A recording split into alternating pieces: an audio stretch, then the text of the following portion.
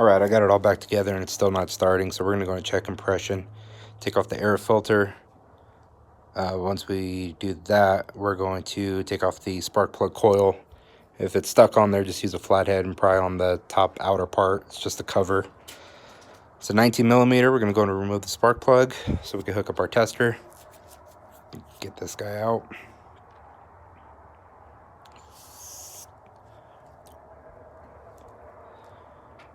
And go to check it. If it's damaged or anything, replace it. This one's in good condition.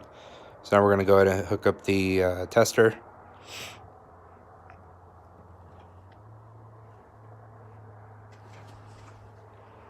And once we have that on there, pop on our gauge. You're going to give it 15 to 20 pulls. This one came in at 85 psi, so that's going to be a part 2.